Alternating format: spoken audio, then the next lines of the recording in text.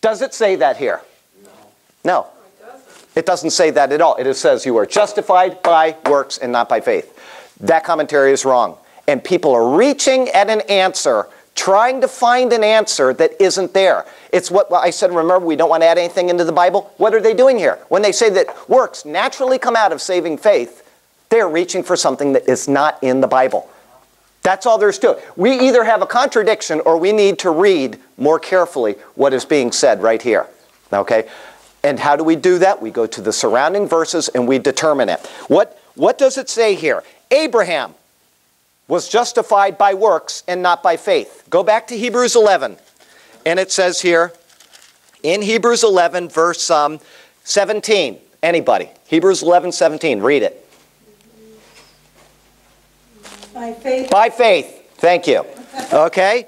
And then it goes down here and it says, likewise, Rahab the harlot also was justified by works when she received the messengers and sent them out another way. Somebody go down to verse 31 and read that. Hebrews 11:31.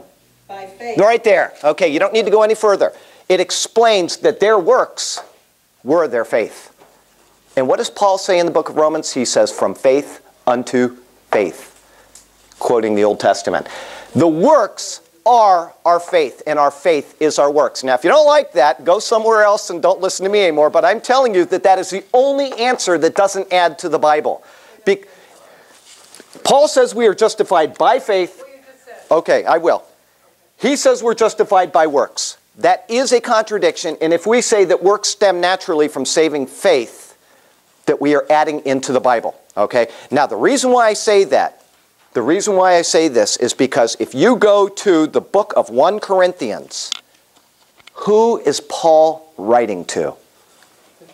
Yes, but what type of people? Christians. What type of Christians? Carnal. The most bumbling carnal Christians. They're more dysfunctional than any church I've attended, and I've attended some cruddy churches. One of you, a man has his father's wife, and are you not appalled? Hand this man over to Satan, that his flesh may be destroyed, but his spirit saved on the day of Christ Jesus. Some of you follow Apollos. Some of you follow Paul. Some of you follow this. They're going on. He goes, rebukes them again and again and again. He never gives them compliment for their faith. Maybe once in the whole letter. There's no compliment for their works. It's all just a bunch of carnal Christians that can't get their left foot in front of their right. Okay? Boy, I thought I was going to... Anyway.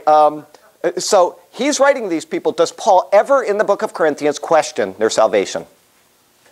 No, not once. In fact, he says, hand him over to Satan that his flesh may be destroyed, but his soul saved on the day of Christ Jesus. Does Paul ever, in any of his epistles, question anybody's salvation? Never.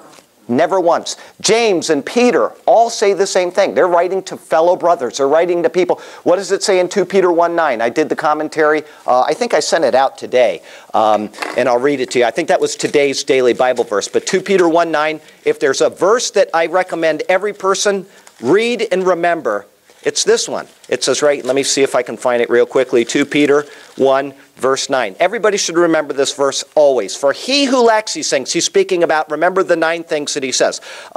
Giving diligence to your faith, virtue to knowledge self-control, to self-control perseverance, to perseverance godliness, to godliness brotherly kindness, and to brotherly kindness love. He's saying, exercise these things. And he says, for these things are yours and abound, you will be neither barren nor unfruitful in the knowledge of our Lord Jesus Christ. Verse 9, for he who lacks these things is short-sighted even to blindness, and has forgotten that he was cleansed from his past sins. Even Peter doesn't question their salvation. The guy that should know above everybody else, denying the Lord 3 times and then being restored. Once you are saved, you are eternally saved. That's why Judas was never saved. He was completely lost, okay? But the fact is that there has to be an answer to this, because they use the exact same terminology. Faith by works, or justification by faith, justification by works. This is the only possible answer, and it's correct. If you go to Hebrews 11, it says by faith. By faith. And so our faith is our works. Do you see what I'm saying? And if you don't have strong faith, what do? Every night I do it. I do it every single night of my life. Increase my faith. Lord, increase my faith, because that's the only thing that can please God. It doesn't matter if I go help old ladies across the road. If I do it without faith, it gets me nowhere. How do you know that's true? Because every person that hasn't come to Jesus Christ, that helps old ladies across the road, is no more saved now than he was before he helped the old lady across the road. Bill Gates giving billions of dollars to AIDS research is not this much closer to God than he is before he gave that billions of dollars, unless he does it for the sake of Christ. It must be that your faith is your works. Okay? That's Charlie Garrett 101. I'm sorry if you disagree with me. Find out a resolution and tell me. But I'm telling you that when people say that works naturally stem from saving faith, that's not true. The book of 1 Corinthians proves it, as does many, many other things in the Bible. And you know how I came across this? I was sitting there at the church in the park waiting to do my very first sermon ever, down at the church in the park, and these guys were singing a song about faith, and it just suddenly dawned on me. Something he said in his song, and I thought, you know, that's absolutely right. Just some, you know, goofy song that they were singing I'd never heard before or since, but this is the way that it works. It has to be this way, and to me. All right, so if you disagree or if you come up with something different, please let me know, because I got to tell you, Hebrews 11 says, by faith, and those are the works that James is citing, as Rahab and Abraham, and it just happens to be that both of them are listed in Hebrews 11, right? The two that he cites are in Hebrews 11. God doesn't make errors. Go ahead. Well, here's an apology for your doctrine. Our people say it's works. Our works is as filthy rags. Filthy rags can't save us before holy God. Right. That's absolutely right. So to say that our works, even after coming to Christ, are anything other than doing it for His glory, can't be. Because we're so corrupt. I don't know about you guys, but I know that I'm so corrupt that when I do something good, I always think I could have done it better, or I should have, you know, done it earlier, or whatever. I never come to the place where I thought, gee, that was just the perfect thing at the right time, and I should be rewarded for that. You know, it doesn't happen. Anyway, so there you go. That takes us back to why Abel's sacrifice was accepted and Cain's wasn't. It's because it was by faith. And the Bible, always let the Bible interpret itself. If you start adding in commentary like that, and as I said, every Protestant theologian that I have ever read, every one of them says exactly what I told you. They say that works prove salvation, when works don't prove anything. If you can forget that you were saved according to 2 Peter 1:9 and still be saved, then works don't prove anything.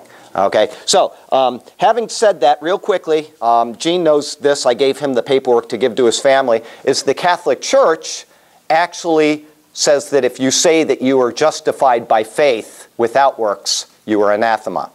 Okay? Well, that means you're condemned forever. Okay?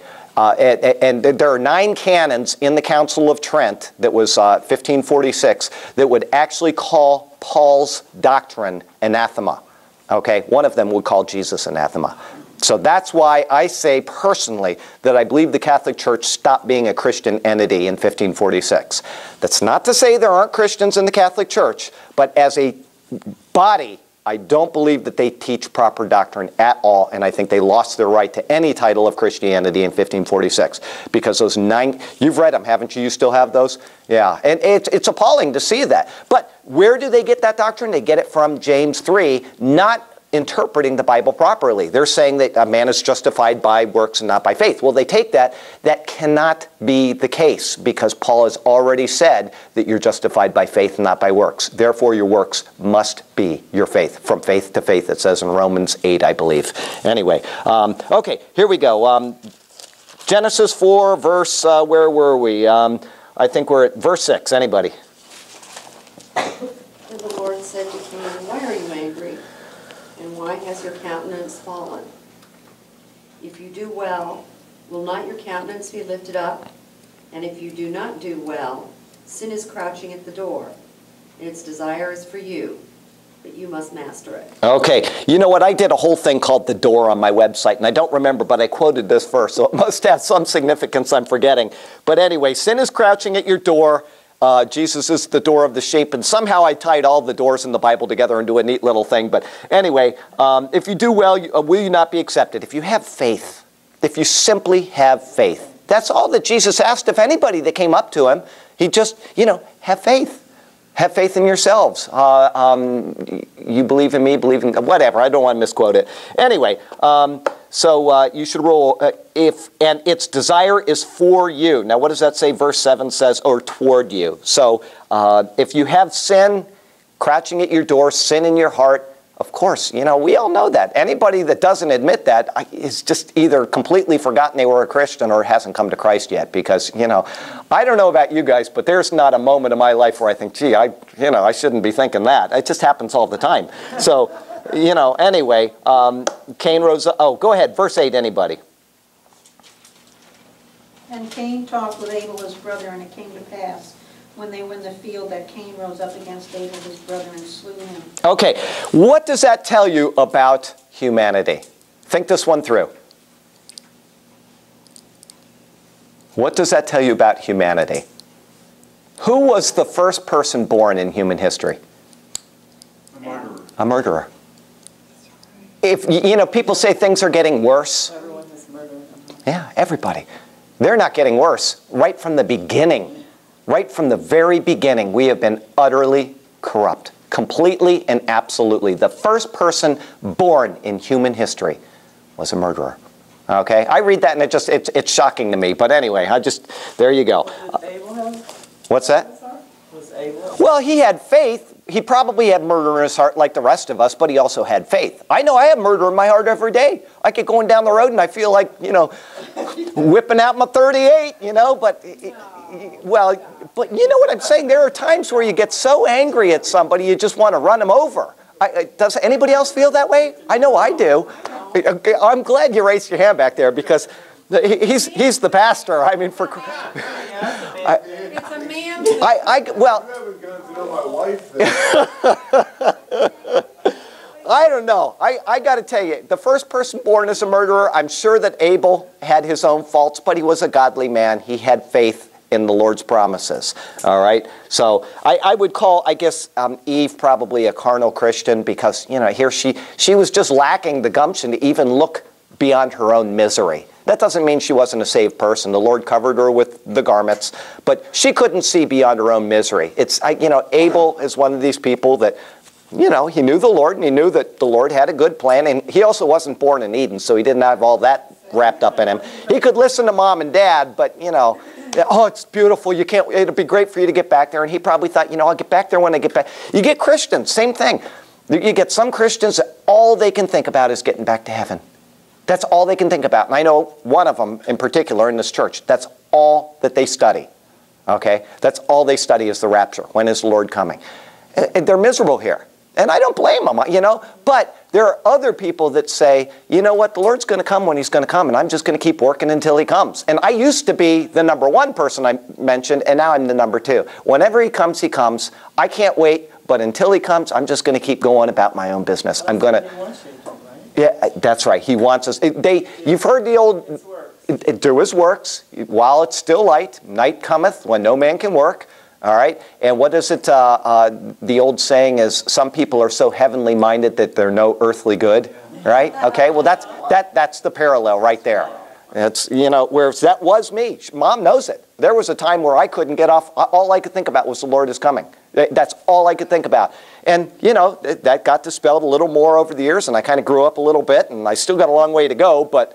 there is a point where we have to say, you know what? He may not be coming when I thought he was coming. We keep looking at Libya as being bombed now and all these things going on. That's setting things up, but how long from now? I don't know. Anyway, so what is it? I think we're on verse 9. Whatever. Go ahead. Then the Lord said to Cain, "Where is Abel, your brother?" He said, "I do not know. Am I my brother's keeper?" Okay, real quickly here. Did the Lord know where Abel was? Obviously he did. When you see a rhetorical question like this in the Bible, it is always for the benefit of the person being asked or the people being asked. I think he's kind of being a smart mouth. Who? The Lord or? No. Oh, yeah, with his response he is. But, did you see my poll question on, I know David did, my poll question a few days ago, it was right after the Japanese earthquake, and I put on a daily poll, I said, if disasters come to a city, has the Lord not done it? And you wouldn't believe some of the people's responses. You just wouldn't believe it. The Lord is asking a rhetorical question for our benefit. Yes, the Lord has done it. Whether he's actively done it or passively done it, he has allowed that to happen.